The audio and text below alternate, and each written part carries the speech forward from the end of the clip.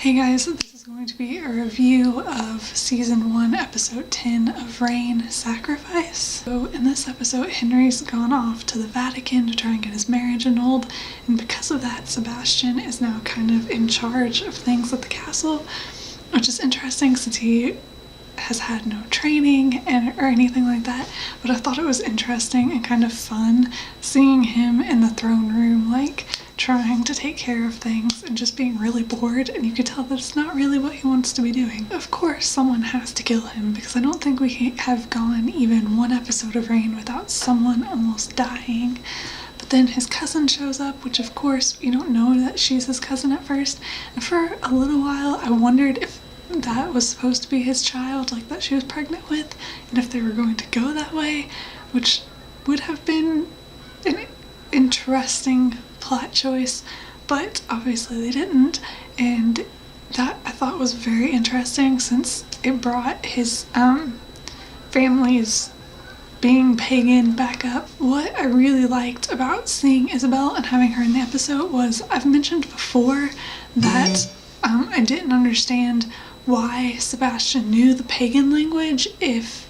he didn't want to identify as pagan. Like, why did his mom even teach him that?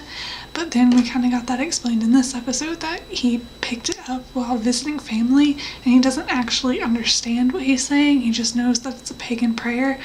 which I think makes a lot more sense and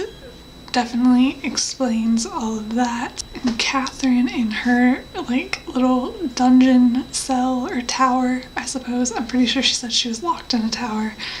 but I thought that was hilarious. Like when Mary comes in at the beginning of the episode and she has everyone in there, like all these servants, and it's basically living fine even though she's supposed to be a prisoner, and then Mary orders everyone out. And I think one of my favorite lines in the episode was when Kenna was sitting outside of Catherine's door and Catherine was like taunting her, and then Kenna runs off and Catherine says something like, "You can't leave, I'm not done abusing you, you're taking away my only amusement." And I just love that line because I think it says so much about Catherine's character, and I just thought it was hilarious, and I actually tweeted it because I loved it so much. But Catherine is definitely my favorite character just because I think that she's hilarious in her own way and very interesting, like, character. I also like how the idea of how to bring Catherine down kind of came from Kenna, since Kenna's entire storyline, I haven't been a fan of Kenna's storyline so far, so I liked that she actually like did something that wasn't related to being the king's mistress for once. That was nice, and I liked seeing that, and I think that was kind of shown through Catherine's comments about Kenna throughout the episode, and I liked seeing that side of her and having her like do something like that. I really liked how the scene with the pagans was handled. I thought it was filmed really well, like it was a really fun scene to watch, and I also really liked how it kind of addressed Mary's like prejudices against pagans, like she's really scared of them,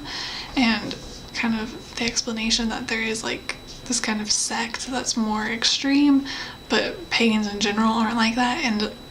obviously like she kind of almost got them killed, but then they were able to like save them, and I think it just kind of made her more aware of things, especially, which is really important considering she's queen, and you know, you kind of have to like learn how to deal with those things, and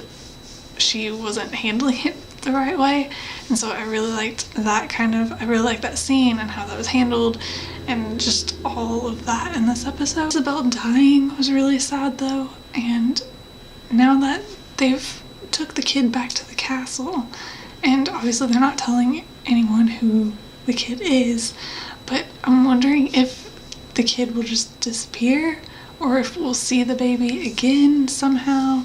or what will happen there. And I actually really liked Sebastian and Mary in this episode, especially the last scene over Isabel's grave, just because, partially because I think it's shown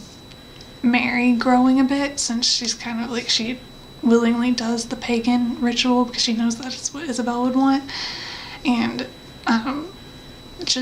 I don't know, I just really like how Sebastian and Mary's relationship was handled in here. I still want her with Francis, most definitely.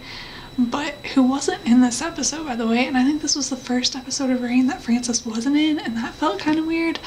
But I still want Mary with Francis, but it was kind of, I did like how Mary and Sebastian's relationship was handled in this episode, and it's making me less, it makes me not hate it as much, basically.